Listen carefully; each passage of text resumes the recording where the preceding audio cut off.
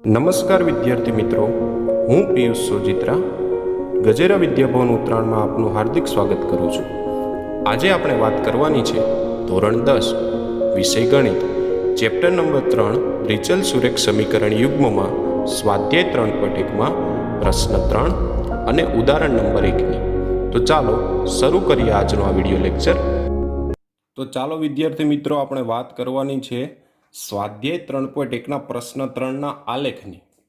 બે આલેખો આપણે આગળ જોયા હતા। હવે ત્રીજો આલેખ એ ટાઈપની રકમ છે કે એક દિવસે 2 કિગ્રા સફરજન અને 1 કિગ્રા દ્રાક્ષ, આની કિંમત 160 રૂપિયા છે। એક દિવસે આની કિંમત 60 રૂપિયા, 160। અને બીજું સમીકરણ એ રીતનું બનશે કે 1 મહિના પછી 4 કિગ્રા સફરજન અને 2 કિગ્રા દ્રાક્ષની કિંમત 300 રૂપિયા છે। તો આ પરિસ્થિતિને બેઝિક રીતે અને ભૌમિતિક રીતે દર્શાવો। બેઝિક રીતે એટલે પહેલાં આપણે ગણતરી કરવી પડશે। તો ચાલો સૌપ્રથમ તો આપણે 2 કિગ્રાનું છે, 1 કિગ્રાનું છે, તો સૌ ધારવામાં આપણે 1 કિગ્રાનું જ ધારવું પડશે। તો હું ધારી લઉં છું, ધારો કે 1 કિગ્રા સફરજનની કિંમત, 1 કિગ્રા સફરજનની કિંમત, 1 કિગ્રા સફરજન આપણે ધારી લઈએ છીએ x રૂપિયાના, અને 1 કિગ્રા દ્રાક્ષ ધારી લઉં છું તો કે 1 કિગ્રા દ્રાક્ષની કિંમત y રૂપિયા। બંને 1 કિગ્રાનું આપણે શું કરીએ છીએ, ધારી લઈએ છીએ કે 1 કિગ્રા સફરજનની કિંમત x રૂપિયા અને 1 કિગ્રા દ્રાક્ષની કિંમત y રૂપિયા। હવે પહેલું સમીકરણ ફરીથી બનાવવા માટે આપણે ટ્રાય કરીએ કે 2 કિગ્રા સફરજન 1 કિગ્રાના x રૂપિયા, તો 2 કિગ્રાના 2x રૂપિયા થશે। ઓકે, તો 2 કિગ્રા સફરજન અને 1 કિગ્રા દ્રાક્ષની કિંમત 160। તો પહેલું સમીકરણ કંઈક આવું બનશે કે 2 કિગ્રા સફરજન અને 1 કિગ્રા દ્રાક્ષની કિંમત 160 રૂપિયા। ઓકે, આને આપી દઈએ સમીકરણ નંબર 1। ઓકે, ચાલો ત્યારબાદ વાત કરીએ તો કે 4 કિગ્રા સફરજન, તો કે 1 કિગ્રા સફરજનના x, તો 4 કિગ્રાના કેટલા થશે, 4x, અને 2 કિગ્રા દ્રાક્ષ, તો 1 કિગ્રાના y છે તો 2 કિગ્રાના 2y થશે। ટોટલ કેટલા રૂપિયા છે, 300। હવે આમાં જોવા જઈએ તો બંનેમાંથી આપણને 2 કોમન દેખાય છે, તો ચાલો 2 કોમન કાઢું તો 2 દુ 4, અહીંયા 2 એકા 2 એટલે y મળશે, બરાબર। તો 300 રહેવાના જ છે। ઓકે, 2 ને જવા દઉં છેદમાં, તો 2x પ્લસ y બરાબર 300 છેદમાં 2, 15 દુ 30, તો 150 દુ 300 થશે। તો 2x પ્લસ y બરાબર 150। હવે એક વાત છે વિદ્યાર્થી મિત્રો કે જો બંનેનું a1 a2 અને b1 b2 સરખું છે પણ c1 c2 સરખું નથી, તો આવા સંજોગોમાં આનો આલેખ જો દોરવામાં આવે તો સમાંતર રેખા ટાઈપનો મળે, પણ આપણે તો ભૌમિતિક નિરૂપણ કરવાનું છે તો ઉકેલ મેળવવો પડશે। તો સૌપ્રથમ તો આપણે પહેલા સમીકરણનો ઉકેલ મેળવીએ કે 2x પ્લસ y બરાબર 160 છે। આપણો નિયમ એવો હતો કે જેનો સહગુણક 1 હોય એને કરતા બનાવે તો ઝડપથી સમીકરણ સોલ્વ થાય। તો આપણે y ને કરતા બનાવશું તો 160 માઇનસ 2x થશે। હવે ઉકેલ મેળવવા માટે હું x અને y લખી નાખું છું। ચાલો સૌપ્રથમ તો હું x બરાબર, xની જગ્યાએ હું 80 લખી દઉં તો અહીંયા y બરાબર 0 મળી જાય છે। જો કે 80 દુ 160, 160માંથી 160 જાય તો 0। હવે એક વખત હું x બરાબર જ 0 લઈ લઉં છું કે x બરાબર 0, તો y બરાબર કેટલા થશે, તો y બરાબર 160 થશે। અહીં બે જ ઉકેલ આપણે અહીં રહેવા દઈએ છીએ, વધારે મેળવવા હોય તો મેળવી શકીએ છીએ પણ આપણે રહેવા દઈએ છીએ બે ઉકેલ।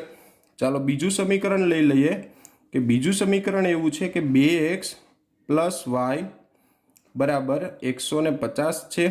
ઓકે, સેમ આમાં જેનો સહગુણક 1 હોય એને કરતા બનાવીએ તો કે y નો સહગુણક 1 છે, y ને કરતા બનાવીએ તો y બરાબર 150 માઇનસ 2x। ઓકે, તો અહીં x અને y।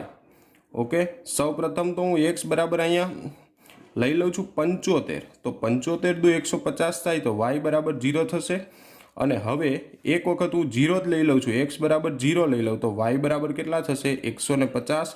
બંને ત્યાં સુધી એવા યામ પસંદ કરવાના કે પ્રથમ ચરણમાં આવે, અને આપણા અહીં યામ જોશો તો બંને એક વખત x0 છે, એક વખત y0 છે, તો ઝડપથી આપણે એને દર્શાવી શકીએ, બરાબર છે, ઉકેલમાં કોઈ ફેર પડતો નથી. હવે આપણે એનું ભૌમિતિક નિરૂપણ કરવાનું છે. આ થઈ એની બેઝિક રીત. હવે ભૌમિતિક નિરૂપણ કરવા માટે સૌપ્રથમ તો આ બંને યામ છે આપણી પાસે, તો હું પહેલાં એક્સ અક્ષ અને વાય અક્ષ દોરી નાખું છું કે સૌપ્રથમ આલેખની અક્ષ બંને હું દોરું છું. ચાલો, આ એક્સ અક્ષ અને આ છે એની વાય અક્ષ. ઓકે, ચાલો હવે સૌપ્રથમ આપણે અહીંયા જોઈએ તો એક્સ અક્ષ પર 80 અને 75 એટલે કે 10-10નો ગેપ રાખશું તો પણ ચાલશે, કે 10, 20, 30, 40, 50, 60, 70, 80, 90 અને 100 કે એક્સ અક્ષ પર આપણે 10-10નો શું રાખ્યો? ગેપ રાખ્યો. અને વાય અક્ષ પર પણ સૌથી મોટા યામ છે 160. 160 સમાવવા માટે પણ આમાં પણ 10-10નો જ ગેપ રાખીએ. 10, 20, 30, 40, 50, 60, 70, 80, 90, 100, 110, 120, 130, 140, 150 અને 160. ઓકે, તો આપણે એક્સ અક્ષ અને વાય અક્ષ પર બંનેનું નિરૂપણ કર્યું. હવે સૌપ્રથમ તો એક્સ અક્ષ પર 80 અને વાય અક્ષ પર 0 એટલે આ બિંદુ આવશે. ઓકે, એક્સ અક્ષ પર 80 અને વાય અક્ષ પર 0, અને બીજું છે એક્સ અક્ષ પર 0 અને વાય અક્ષ પર 160. એટલે કે આ બંનેને આપણે જોડી દઈએ તો કંઈક આવી રેખા મળશે. આ મળે છે આપણને એક રેખા કે એક્સ અક્ષ પર અહીંયા કેટલા હતા? 80 અને વાય અક્ષ પર 0. અહીંયા એક્સ અક્ષ પર હતા 0 અને વાય અક્ષ પર 160. ઓકે, હવે આ રેખાનું જો નામ આપવું હોય તો આપણે નામ આપી દઈએ કે આ રેખા કઈ છે? તો કે 2x + y = 160. આ એક રેખા છે. ઓકે, પછી બીજું છે, આ પહેલું સમીકરણ સોલ્વ થઈ ગયું. બીજું સમીકરણ કે એક્સ અક્ષ પર 75 એટલે 70 અને 80 ની વચ્ચે આવશે, અને વાય અક્ષ પર 0 એટલે અહીંયા આવશે, અને એક્સ અક્ષ પર 0 અને વાય અક્ષ પર 150 એટલે અહીંયા આવશે. તો અહીંયા આપણે જોશું ને તો બંને રેખા ભેગી નથી થતી. જો કે આ બંને રેખાઓ શું છે? ભેગી થતી નથી. ઓકે, કે અહીંયા હું જોડું તો કે એક્સ અક્ષ પર 75, વાય અક્ષ પર 0, અને અહીંયા થાય છે 0 અને 150. આ કઈ રેખા છે? તો કે આ રેખા છે 2x + y = 150. ઓકે, તો બંને રેખા મેં વાત કરી હતી એમ કેવી મળે છે? તો બંને રેખા સમાંતર રેખા મળે છે. હવે બંને રેખા સમાંતર મળે છે તો આનો ઉકેલ મળતો નથી, બરાબર છે, પરસ્પર સમાંતર છે. અને આમાં પ્રમાણમાપ આપણે બાકી રાખ્યું હતું, તો ચાલો પ્રમાણમાપ લખી નાખીએ કે પ્રમાણમાપ શું થશે? તો કે પ્રમાણમાપ એક્સ અક્ષ પર 1 એકમ બરાબર કેટલું થશે? તો કે 1 એકમ બરાબર કેટલું લીધું છે? 10 કિગ્રા છે, આપણે કિગ્રાના હિસાબે ધારેલું છે, તો 1 એકમ બરાબર 10 કિગ્રા. અને વાય અક્ષ પર પણ સેમ જ થશે કે વાય અક્ષ પર પણ 1 એકમ બરાબર 10 કિગ્રા. ઓકે, અને સાથે સાથે આપણે આમાં આગળ લખવું હોય તો કે આ બે આલેખો છે, આ રેખાઓ છે, એ બંને પરસ્પર કેવી છે? સમાંતર છે. તો કે આપેલ આલેખની રેખા પરસ્પર કેવી મળી છે? તો કે પરસ્પર સમાંતર રેખા છે. કેવી છે? સમાંતર રેખા છે. કે આનો ઉકેલ મળે નહીં, કારણ કે આપણે થિયરીના વિભાગમાં ચર્ચા કરી હતી કે a1/a2 એટલે કે પહેલું સરખું છે, b1/b2 સરખું છે, પરંતુ c1/c2 સરખું નથી. તો આ પ્રકારના આલેખનો ઉકેલ ક્યારે પણ મળે નહીં. બરોબર વિદ્યાર્થી મિત્રો? ચાલો વિદ્યાર્થી મિત્રો, ત્યારબાદ છે ઉદાહરણ નંબર 1. અને ઉદાહરણ નંબર 1ની રકમ પહેલા ખાસ સમજવા જેવી છે કે રકમ એવી છે કે અખિલા તેના ગામમાં મેળામાં ગઈ. ત્યાં ચકડોળમાં બેસવાનો એને આનંદ માણવો હતો. અને હુપલા, તો હુપલા એટલે એક એવી રમત છે કે પેલું રિંગ રાખેલી હોય, રિંગમાં વસ્તુ હોય તો રિંગ ફેંકીને વસ્તુમાં સંપૂર્ણ આવરી લે તો વસ્તુ એની એ ટાઈપની રમત હોય તેને હુપલા બોલવામાં આવે છે. તો તેને ચકડોળમાં બેસવું હતું અને હુપલા રમવા માંગતી હતી. તો એમાં પણ એવું છે કે તે જેટલી વખત હુપલા રમી તે સંખ્યા ચકડોળ પરની સવારીથી અડધી છે. કે હુપલા કેટલી વખત રમે છે કે ચકડોળની સવારીથી અડધી છે. ધારો કે ચકડોળમાં તે 2 વખત બેઠી હોય તો હુપલા 1 વખત રમી હોય, કે હુપલા રમવાની સંખ્યા ચકડોળ પરની સવારી કરી તેનાથી અડધી. ધારો કે 10 વખત ચકડોળમાં બેઠી હોય તો 5 વખત હુપલા રમી હોય. બરાબર છે. અને બીજું સમીકરણમાં એવું કહે છે કે ચકડોળમાં બેસવાનો ખર્ચ 3 રૂપિયા અને હુપલાનો ખર્ચ 4 રૂપિયા છે. એ રીતે એને કુલ 20 રૂપિયા ખર્ચ્યા. તો પહેલાં તો આપણે ધારવું પડશે ચકડોળમાં કેટલી વખત બેઠી છે અને હુપલા કેટલી વખત રમી છે. તો ધારો કે અખિલા ચકડોળમાં બેઠી બરાબર x વખત અને હુપલામાં ચકડોળમાં બેઠી x વખત અને હુપલામાં રમી કેટલી વખત તો કે y વખત. આપણે ધારી લઈએ છીએ કે ચકડોળ x વખત બેઠી અને હુપલામાં y વખત બેઠી. બરાબર છે. તો સૌપ્રથમ તો આપણે પહેલું સમીકરણ એવું છે કે ચકડોળની રમત જે છે એ હુપલા રમી તેના કરતાં અડધી છે, કે હુપલા રમી તે ચકડોળ પરની સવારીથી અડધું છે. તો સૌપ્રથમ તો ચકડોળ છે, તો ચકડોળ કેટલું છે તો કે x વખત છે અને હુપલા કેટલી વખત છે તો કે y વખત છે. હવે ચકડોળમાં બેઠી બરાબર, હુપલા રમી તે સંખ્યા ચકડોળ કરતાં અડધી છે. કોણ અડધી છે તો કે ચકડોળવાળી અડધી છે. તો ચકડોળવાળી અડધી છે કોના કરતાં? હુપલા કરતાં. બરાબર છે. તો આ ટાઈપનું એક સમીકરણ મળશે કે હુપલા રમી તે ચકડોળ પરની સવારીથી અડધી છે. તો કે હુપલા ચકડોળ કરતાં કેટલા છે?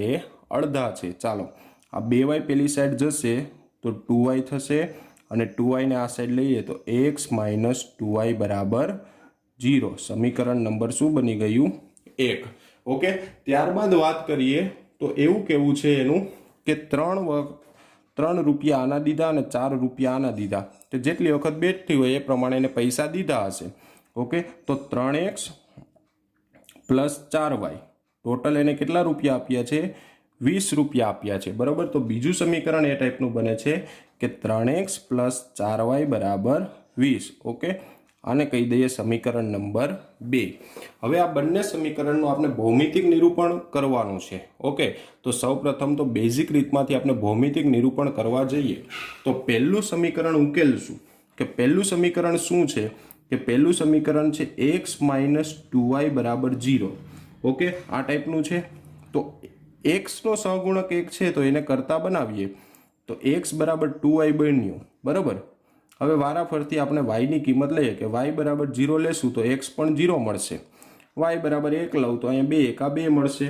ઓકે. 2 ઉકેલ તો ઇનફ છે આપણા માટે, વધારે ઉકેલ મેળવવાની જરૂર નથી. બરાબર.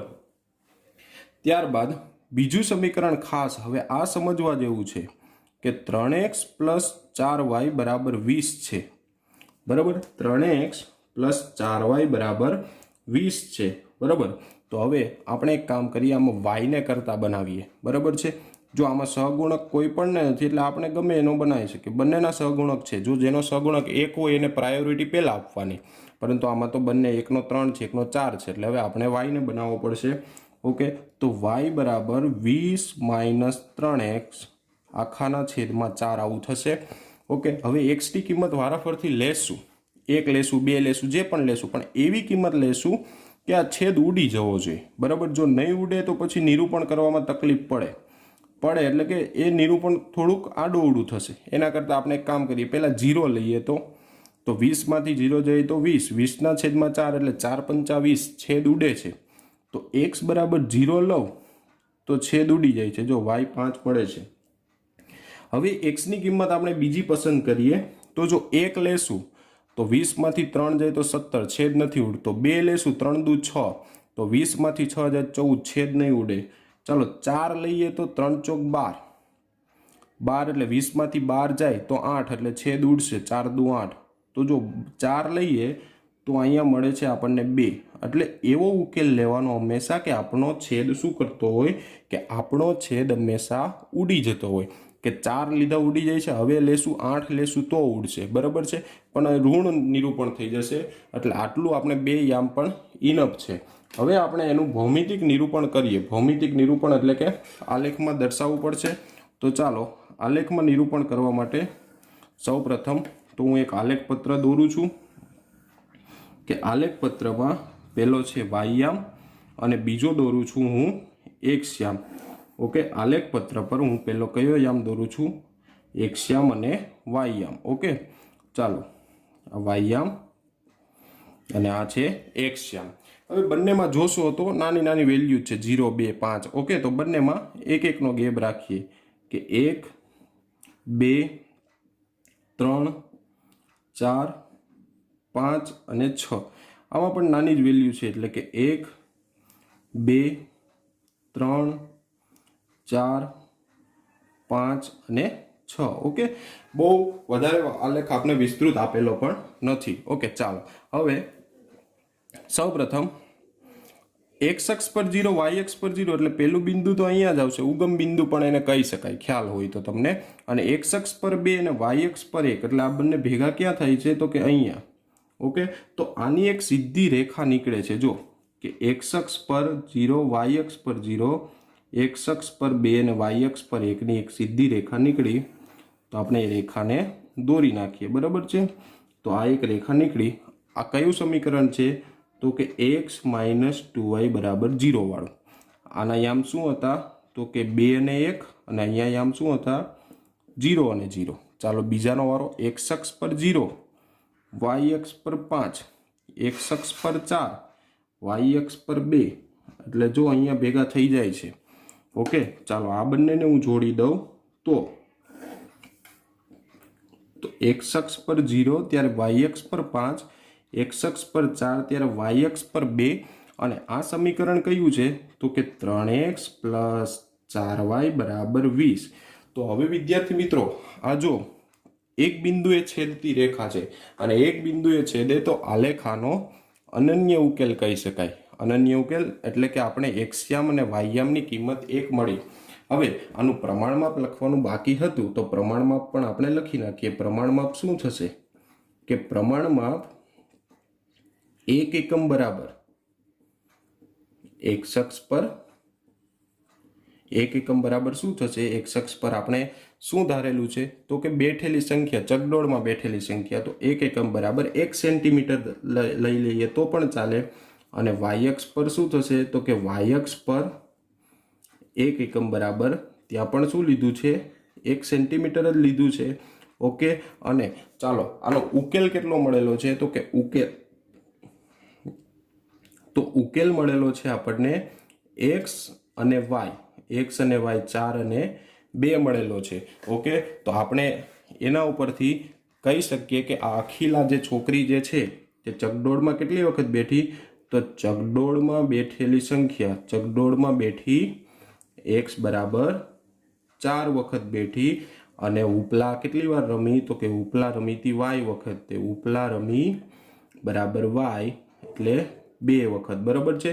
આ બંનેની આપણે સંખ્યા આલેખ પરથી મળી ગઈ. અને આનું નિરૂપણ આપણે બીજી રીતે કરી શકીએ છીએ, જે રીત લોપની રીત, આદેશની રીત, ક્રેમરની રીત છે. પણ પહેલાં આલેખની રીત પૂરી થાય પછી આપણે તે રીતનું પણ નિરૂપણ જોશું, બરાબર છે.